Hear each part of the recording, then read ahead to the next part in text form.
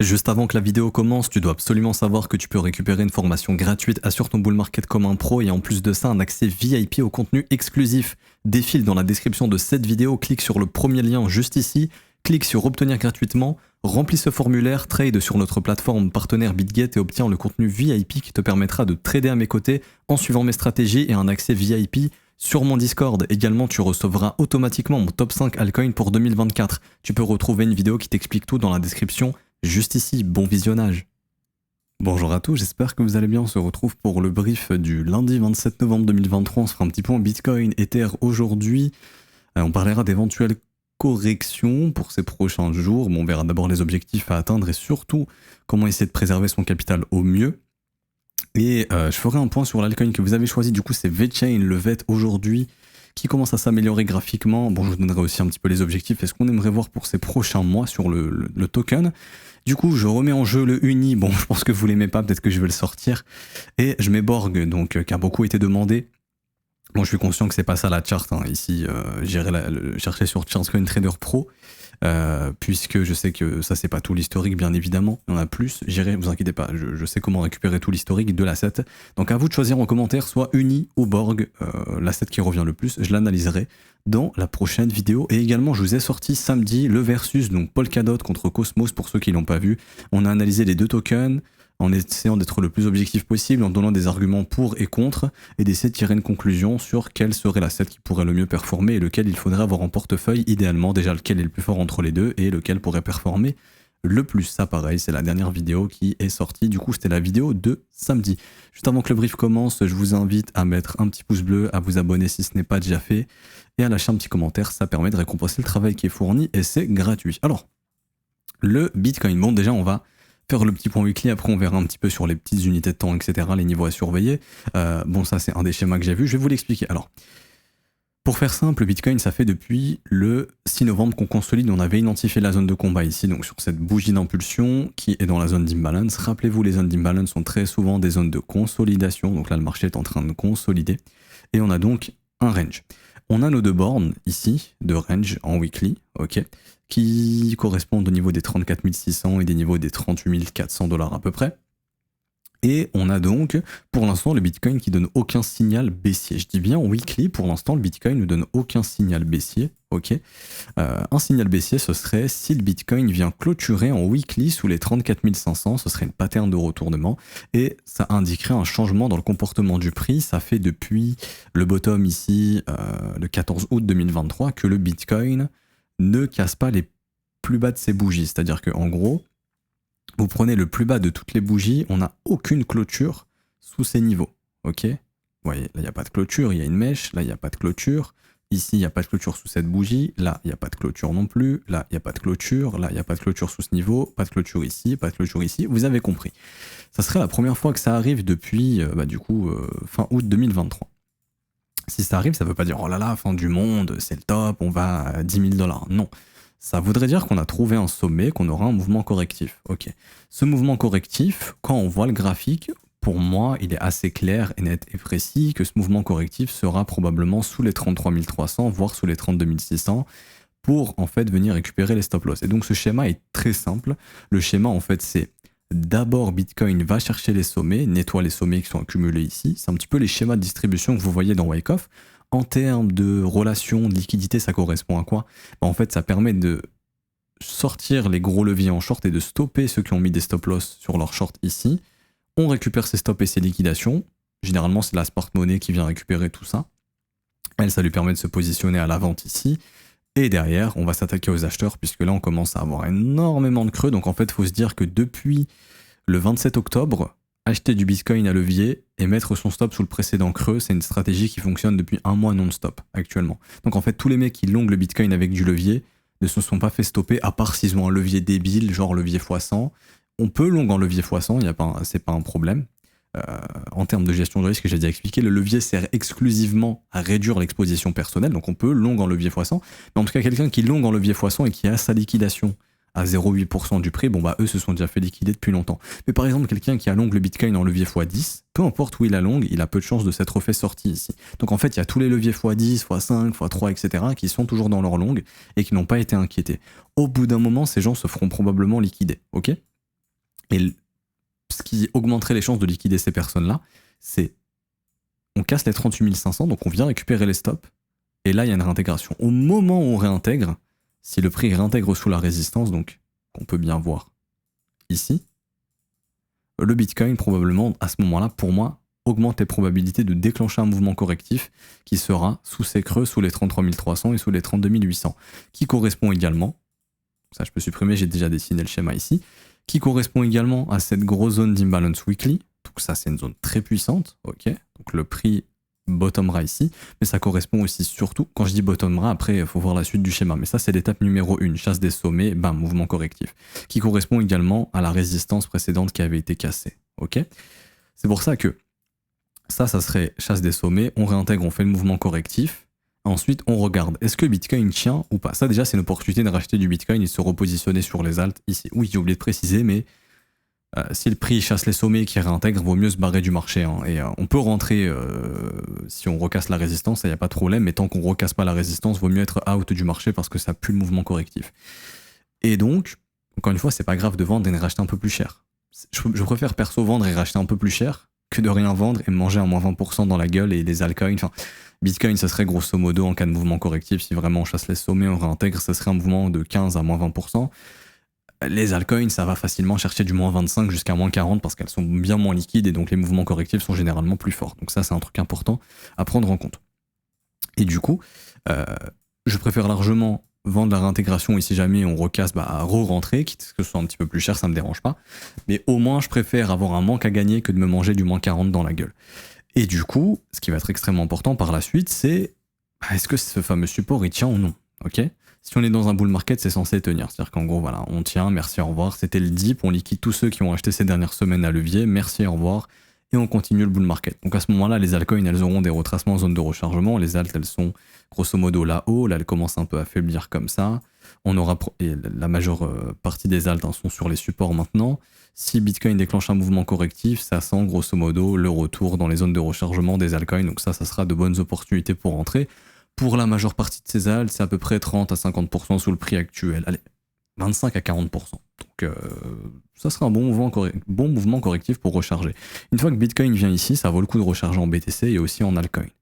Par contre, si on perd cette zone, à ce moment-là, bon là ça pue un mouvement correctif bien plus profond et la majorité des alts iront retoucher les plus bas, voire faire des plus bas.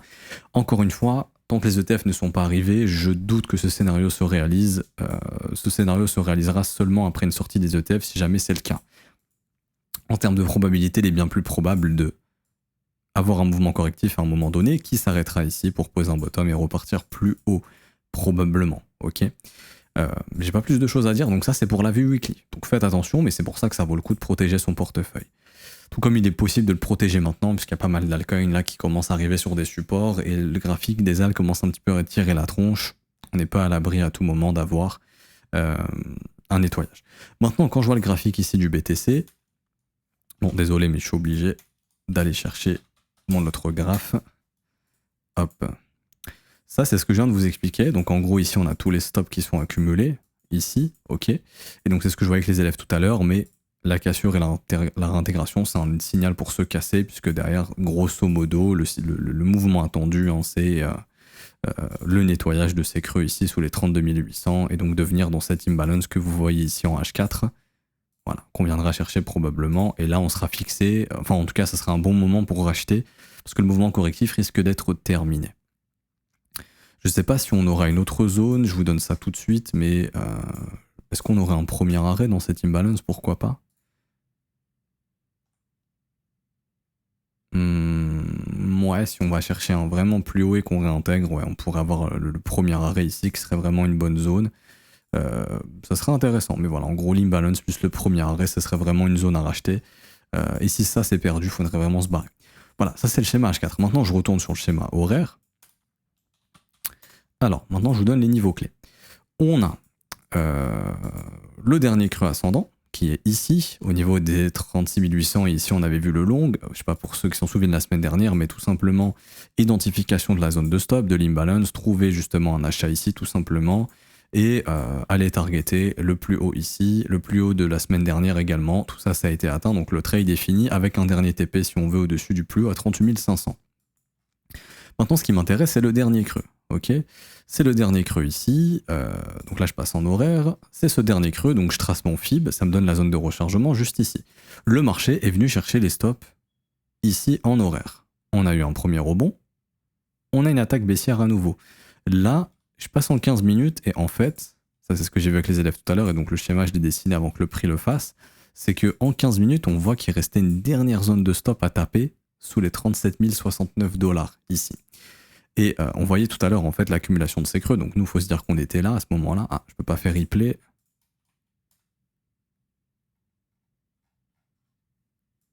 Ne vous inquiétez pas, je vais juste changer de ticker, c'est pas grave. Hop. Tac. Donc nous en fait, on voyait le... donc on était là. Tac, je passe en replay. Donc en fait, on voyait l'accumulation des creux ici. Avec ce dernier creux qui n'a pas été touché, cette petite zone d'imbalance ici. Donc, grosse proba d'aller la chercher, d'aller la déclencher en fait avant peut-être de reverse le prix. Donc, bon, là on voit justement que quelques minutes après, le marché est venu la déclencher, donc c'est une zone d'achat plutôt intéressante. Voilà, on a une petite mèche, le marché vient chercher. Et donc là, on commence à se rediriger vers les sommets. Bon, ok, c'est cool. Ce qu'il va falloir surveiller déjà d'une part, c'est est-ce que le marché va réussir à prendre ce sommet? Si oui, ça augmente les probabilités là d'avoir une session haussière pendant la session européenne probablement. Mais bon, pour moi en fait ce que je veux dire maintenant c'est que le dernier creux ascendant ici on n'est pas censé y toucher si c'est haussier, on est censé trouver un bottom. Pour moi ça c'est la zone parfaite, là ce qu'on vient de faire sur Bitcoin 37 057 à l'heure où je vous parle, c'est la zone parfaite pour trouver un bottom et aller s'attaquer à tous les sommets que vous voyez ici qui ne sont pas touchés, donc un sommet ici, 2 sommets ici, 3 sommets ici, 4 sommets ici. Donc voilà, pour moi, ça me semble être la prochaine zone de stop à venir déclencher. Et également, pour moi, cette zone n'a toujours pas été déclenchée. Sur Bitgate, ça a été le cas, mais pas le cas sur Binance. Et Binance, c'est le contrat le plus tradé. Donc c'est pour ça que je regarde ici le perf de Binance. Et donc tout simplement, c'est ce que j'avais dessiné ici au niveau du schéma. Venir déclencher les stops dans la petite imbalance ici. Et une fois que ça c'est fait, si la zone est maintenue, ok, on va pouvoir peut-être aller récupérer un peu plus haut. Si cette zone est perdue, je pense qu'à ce moment-là, on aura un mouvement correctif plus fort. Et si on perd le dernier creux, il faudra se donner rendez-vous sur le Bitcoin probablement dans ces prochaines heures, peut-être dans le courant de la semaine, 35 009, voire même aller chercher le weekly low. Il faut savoir que le marché, généralement, avant de prendre une direction, chasse le weekly high ou le weekly low. Donc en fait, si on vient chercher le weekly low et qu'on réintègre, il y aura probablement le mouvement pour aller chercher le plus haut de la semaine précédente. Perso, je pense qu'avant de se retourner, si Bitcoin prépare un mouvement correctif, je pense qu'il doit venir récupérer tous les stops qui sont accumulés ici. Ça m'étonnerait que le BTC se retourne sans aller chercher ses niveaux. Ok, c'est pour ça qu'en fait là, j'essaie toujours de trouver la réaction de prix qui va pouvoir nous y emmener. Pour moi, là, on a fait tout ce qu'il fallait. C'est-à-dire qu'en gros, on est venu chasser la zone de stop en horaire. Il manquait une petite zone de stop ici en 15 minutes. Là, on voit c'était le dernier creux. On est venu la déclencher parfaitement, petite mèche, et là, ça rebondit bien. Maintenant, voilà. Si cette zone elle est perdue, je pense qu'on aura un mouvement correctif plus fort au sud, et on reviendra tester la zone d'imbalance précédente. Bref, ce qu'il faut comprendre en gros, c'est que si le prix vient chercher des sommets et qu'il réintègre, ça sent mauvais, ça pue, ok. Maintenant, si on va d'abord au sud, bon bah, on verra si on permettra quand même d'aller chasser les sommets. En tout cas, quoi qu'il arrive, dans ma tête, je me dis personnellement qu'on viendra chercher les sommets tôt ou tard et qu'on est venu chasser tous les niveaux qu'il fallait chasser. Là, c'est la zone ultime pour trouver le rebond. C'était en gros, voilà, 37 000, sous les 37 060, c'était la zone parfaite. Maintenant, wait and see. Et donc, une zone évidente de stop au niveau des 37 900, mais surtout la zone recherchée pour moi au-dessus des 38 500. Une fois que les 38 500 sont nettoyés, là, il y a un risque de mouvement correctif si on réintègre par la suite. Ok ? Pas plus de choses à dire pour Bitcoin pour ma part. Donc surveillez bien le niveau des 38 400, le niveau des 37 000 pour aujourd'hui et le dernier creux niveau des 36 800. Si on perd les 36 800, ça augmente les probabilités, pourquoi pas, d'aller nous chercher les creux intermédiaires du weekly low, donc carrément sous les 35 938, voire même le weekly low sous les 35 600. Et donc ça c'est la zone parfaite pour la redéclencher un mouvement haussier, volume, bougie vectorielle, les stops ont été pris, il y a ce qu'il faut maintenant pour pouvoir faire le pump si on veut le faire. Ethereum, alors Ethereum, vous vous souvenez en daily, tant qu'on ne perd pas cette zone ici, tout va bien, pour l'instant on n'est pas perdu, ça reste du range, on continue d'accumuler les stops au sud, et donc là pareil, j'ai vu avec les élèves tout à l'heure, La zone de stop accumulée, un creux ici, un deuxième creux, on a fait le troisième. Ça, c'était très probable que ça vienne se faire chasser. Ça a été chassé, donc maintenant je peux valider cette chasse. Ça aurait pu pousser un petit peu en RLZ. Bon, bah là, Bitcoin réagit dans sa zone, Ether réagit dans sa zone. Pour moi, ce matin, il y a ce qu'il faut maintenant pour potentiellement trouver le bottom ce matin. Ok, et pourquoi pas aller récupérer les stops plus haut. Ok, parce que là, on continue d'avoir des tonnes de stops, hein, sur ETH au-dessus de ces sommets, donc tôt ou tard ça se fera chasser, ça probablement. Ok, on est venu chercher les stops intermédiaires ici, très bien. Si ça réagit pas ici, c'est que Bitcoin perdra sa zone des 37 000 et à ce moment-là, il y aura un mouvement correctif sur Ether un peu plus profond dans la zone de rechargement. C'est pour ça que ce matin, à l'heure où je vous parle, vraiment surveillez bien la zone ici des 37K sur BTC. Hein, depuis cette chasse au stop ici, si on perd cette zone, ça sent le mouvement correctif plus profond. Et sur Ether, pareil. Surveillez bien la zone qui vient d'être chassée ici sous les 2033. Si on repère cette zone, ça sent le mouvement correctif plus profond également. Et pareil, les objectifs sur Ether, rechasser le weekly high, rechasser le plus haut du mois de novembre. Donc ça, c'est le monthly high ici. Je vais lui donner un petit nom. Hop. Qui se fera chasser aussi probablement. Et donc ça, c'est les stops, hein, je vous ai déjà montré, qui sont accumulés ici au-dessus de ces sommets daily. Donc ça, c'est voilà, tous les stops qu'on a ici qui n'ont pas encore été atteints. Je pense perso, on y viendra donc au-dessus des 2200 $. Pas plus de choses à dire pour ma part sur Ethereum, donc c'est une update assez rapide. Ici, pareil pour Ethereum, hein, je vous assure que si le prix fait ça, et qu'on fait comme Bitcoin, qu'on réintègre, ça pue, et là, vaudrait mieux se barrer de TH tant qu'on ne regagne pas la résistance, parce qu'après, ça sent le mouvement correctif sous ces creux, voire même sous tous ces creux, donc ça serait un mouvement correctif qui pourrait être assez fort, il faut faire extrêmement attention. Là, voilà, on parlerait d'un mouvement correctif qui peut aller de 15 à 20% également sur Ethereum, donc ça, faudra faire extrêmement attention. Et du coup, pour finir, le VeChain. Alors, VeChain, ça fait depuis le début du bear market qu'on n'a pas eu de structure haussière, donc le W-Weekly ici qui s'est formé, qui est un signal pour les investisseurs. Donc là, c'est-à-dire qu'en gros, vous commencez, depuis tout le début de ce bear market, à avoir eu un premier signal. C'est-à-dire que quelqu'un qui veut DCA et optimiser son DCA, on a actuellement sous nos yeux un premier signal ici. Ok ? Plutôt cool. Maintenant, si VeChain perd cette zone, la zone que je vous indique ici, ça sent le retracement plus profond. Déjà, si Bitcoin fait un mouvement correctif, VeChain reviendra probablement en zone de rechargement. C'est-à-dire qu'en gros, il reviendra probablement entre 0,017 et 0,015. Donc en fait, il fera un mouvement correctif de 20 à 28%. Ça, c'est si Bitcoin vient faire son mouvement correctif au niveau des 33 à 32 000 $. Ok, ça serait une bonne zone.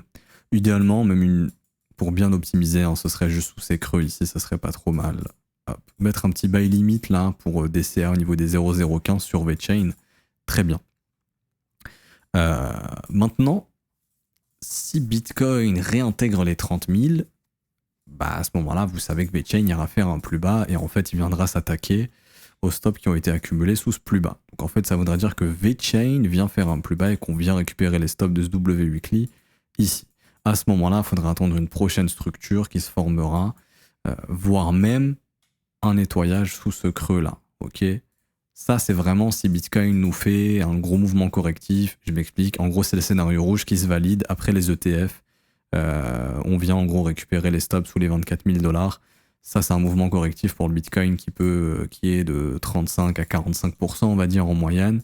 Encore une fois, je dis pas que ça va arriver. Hein, si jamais le scénario rouge se valide, je lis pas l'avenir, je vous le montre juste. Après, c'est à vous de vous dire, ok, moi j'estime que ça n'arrivera pas, du coup je préfère me positionner ici. Il y a quelqu'un qui se dit, ok, c'est un scénario qui a une grosse proba de se valider.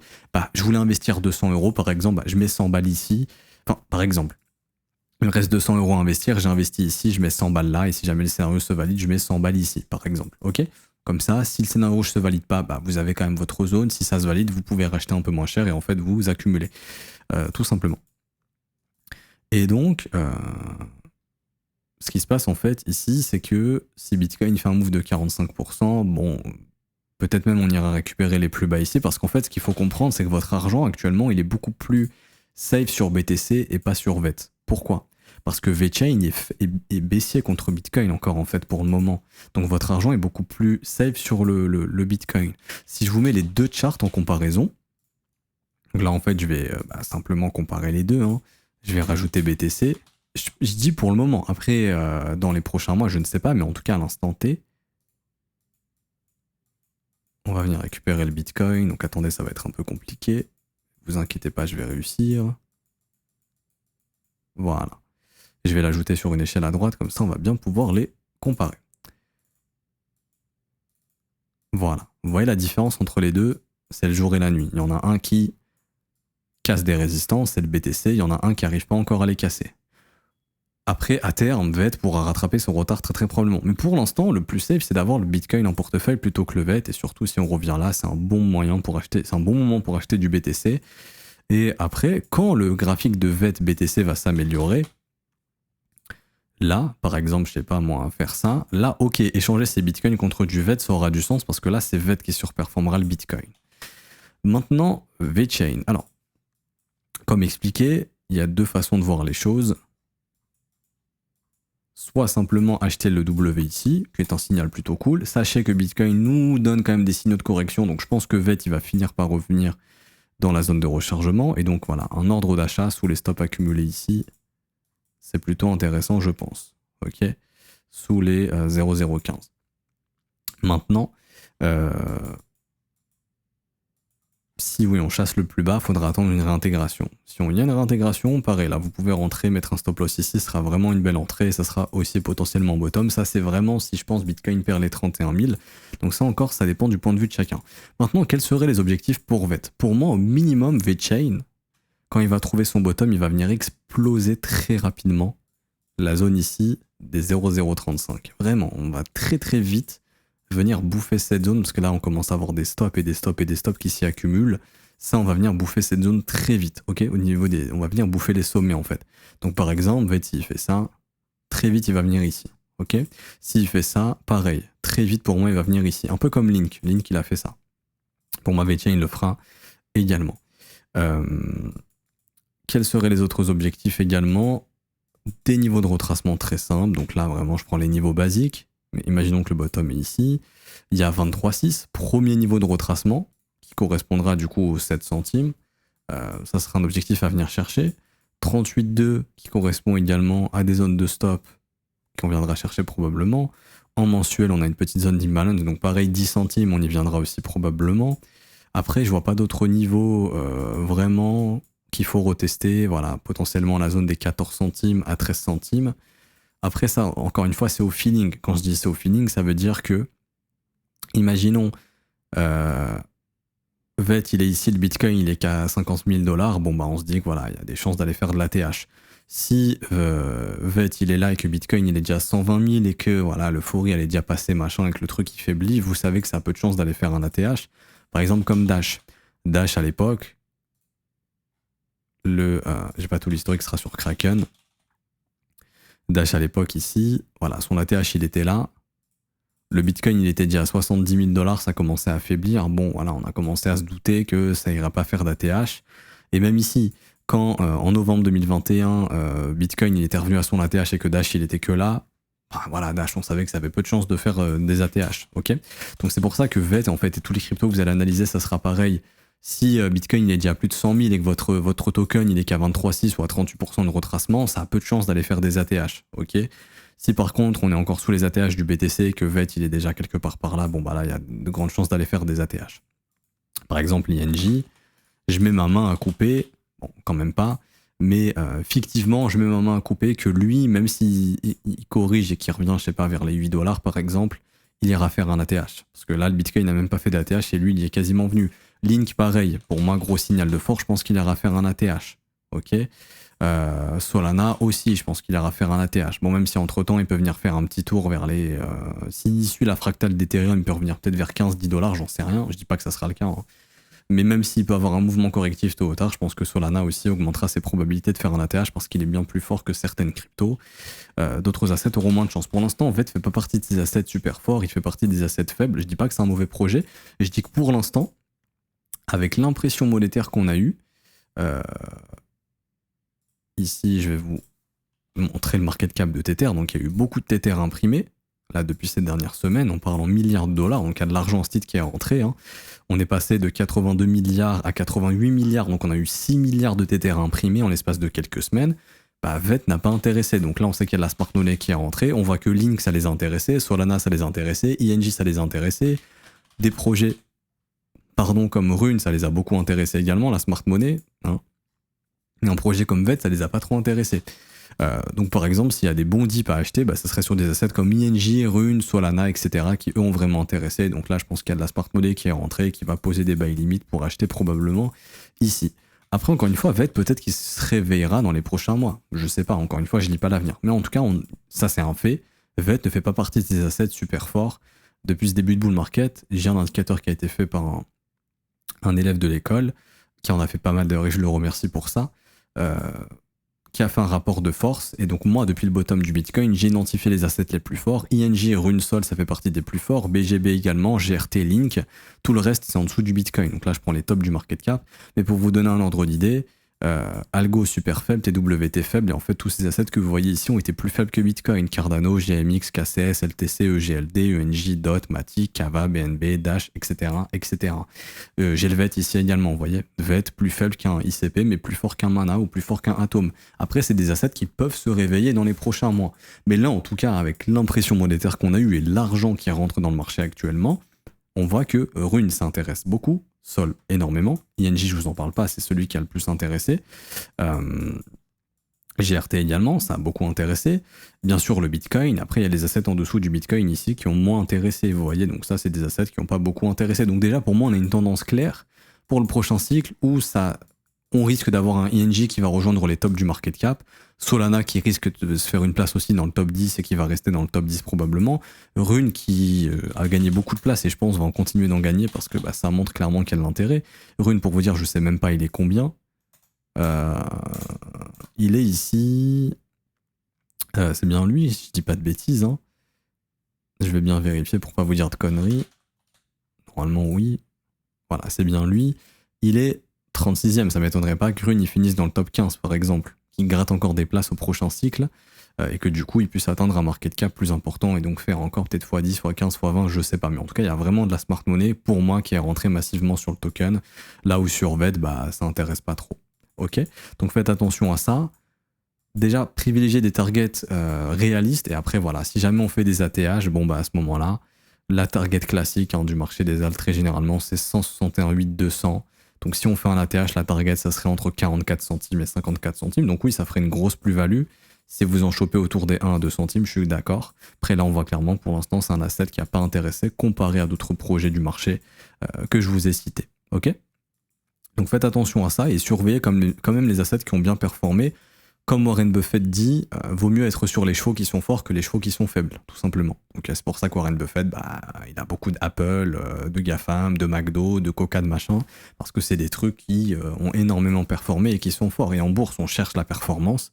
Et c'est pour ça que s'attacher à des coins, il faut faire attention, parce qu'il y en a beaucoup qui ont gardé des... Par exemple, en 2020-2021, il y en a beaucoup qui étaient all-in sur des projets de 2017, 2018, et ces projets-là n'ont pas beaucoup performé. Je pense à Dash, des Stratis, des Pivix, pour ceux qui ont connu à l'époque, qui à cette heure-ci sont morts, les trucs font plus rien, parce qu'il y a des nouveaux projets qui sont arrivés, c'est ce genre de projets qui ont intéressé la smart money. Après, prochain cycle, ça se trouve, les anciens projets vont intéresser la smart money, mais en tout cas, on voit que les anciens projets qui intéressent, c'est plutôt du Sol, du Rune, du INJ, même si INJ c'est un projet plutôt récent, du Chainlink, etc. etc. Bon, je m'arrête ici pour aujourd'hui, j'espère que ça vous aura plu. Si c'est le cas, n'hésitez pas à laisser un petit pouce bleu, vous abonner si ce n'est pas déjà fait. Également, vous pouvez rejoindre le VIP gratuitement et vous pouvez suivre les performances du VIP sur le Discord. Donc là, on a eu un petit trade qui a été envoyé hier, 2,73 pour 1 validé. Donc là, je vous ferai des updates des trades qui sont envoyés ici dans ce salon. Sinon, vous pouvez suivre les performances pareil sur le Discord. Vous avez ici un Excel qui vous montre toutes les perfs des trades qui sont envoyés. L'objectif, c'est pas de nous suivre aveuglément, c'est juste que vous puissiez comprendre la méthodologie en plus des petits lives qui sont faits 1 à 2 fois par semaine qui vous expliquent un petit peu tout et on répond également à vos questions dans ces lives-là. Vous avez aussi un moyen de poser vos questions et qu'on vous aide dans votre trading. Donc tout ça, c'est gratuit. Pour vous inscrire, vous avez le premier lien dans la description, dans le commentaire épinglé de cette vidéo. Donc vous descendez dans les commentaires, le premier commentaire que vous verrez, c'est le commentaire que je vous affiche ici à l'écran, et vous cliquez sur le premier lien, et ensuite vous cliquez sur le deuxième lien, tutoriel, rejoindre le VIP gratuitement. Vous avez une vidéo où je vous explique c'est quoi le VIP et surtout comment le rejoindre gratuitement, ok? Et après vous pourrez le rejoindre gratuitement et trader à nos côtés et avoir une pédagogie gratuite de la part du trône tout simplement. Donc comme ça après vous pourrez faire partie du VIP. Pour ceux qui veulent rejoindre l'école, qui est un accès, enfin c'est un aspect plus poussé, donc c'est une formation déjà de 19 heures. Donc 19 heures de cours vidéo, plus des cours écrits, exercices, examens et quiz qui vous permettent de valider vos compétences, et on apprend tout sur l'analyse technique fondamentale, order flow, psychologie du marché, comment trader, acheter, vendre au bon moment, créer sa propre stratégie et développer une bonne psycho et un bon mindset, tout ça, il y a tout ça dans la formation. Et ensuite vous avez accès au brief privé, donc ça les VIP n'y ont pas accès, c'est que les élèves de l'école, où je réponds à vos questions, je vous aide dans votre trading, on voit des opportunités ensemble. Donc on a vu des trades sur Matic, AR, on a vu d'autres assets intéressants à surveiller pour ces prochaines semaines, des setups intéressants. On a vu aussi les setups qui peuvent être déclenchés sur BTC, ETH, on avait vu la semaine dernière et ça s'était bien passé. Je réponds à vos questions comme je l'ai dit et je vous aide dans votre trading, et après vous avez un accès sur le Discord avec tous les élèves, vous posez vos questions, les professeurs sont là pour vous aider, les élèves avancent également, et le but c'est d'avancer ensemble et comme ça on vous aide dans votre trading. Ça commence à 49 € par mois, c'est sans engagement, vous pouvez annuler le renouvellement quand vous le souhaitez. Vous avez les offres avec réduction sur les abonnements 3 mois, 6 mois et 12 mois. La plus grosse réduction c'est sur l'abonnement 12 mois, donc il y a 36% de réduction. Je le redis, c'est sans engagement, et si vous n'êtes pas dispo, tout est dispo, enfin si vous n'êtes pas dispo le matin pendant les briefs, tout est dispo en rediffusion. Vous pouvez consulter ça même après que le brief a été fait en direct. Vous pouvez poser vos questions, pareil, si vous n'êtes pas là pendant le direct, vous les posez quand vous le voulez. Et en fait, il y a un salon dans le Discord, moi je vois toutes les questions qui ont été posées, j'y réponds, même si c'est pas en direct, j'y réponds. Et vous verrez votre réponse dans le brief. Et il y a aussi une doc écrite qui est faite, qui vous répond à toutes vos questions. En fait, j'ai une doc en fait qui résume tout le brief, qui met les choses les plus importantes, les niveaux à surveiller, les setups à surveiller, etc., la gestion du risque à appliquer. Donc ça, on a vu ça ce matin. J'explique tout ça et je fais un résumé dans la doc. Si vous n'avez pas le temps de regarder tout le brief, ou même si un jour vous n'êtes pas dispo pour regarder le brief, même en rediffusion, vous avez un résumé qui se lit en 2-3 minutes, qui vous donne les choses les plus importantes. Ça, pareil, c'est en barre d'infos. Pour rejoindre l'école, je vous mets le lien, pareil, en commentaire épinglé. C'est le lien tout simplement en commentaire épinglé de cette vidéo. Rejoindre l'école, école Le Trône, fzco.com. Vous cliquez, vous pourrez atterrir sur le site ici et prendre votre abonnement tout simplement. Pareil, n'hésitez pas à mettre en commentaire des idées pour les versus. Prochaine vidéo samedi où j'analyserai 2 altcoins, je les mettrai en concurrence et on verra quelle est l'altcoin à avoir en portefeuille. C'est vous qui décidez, donc mettez-moi en commentaire également les assets que vous voulez que j'analyse et que j'oppose tout simplement. Bonne journée à tous, bon début de semaine, on se retrouve demain. Ciao ciao.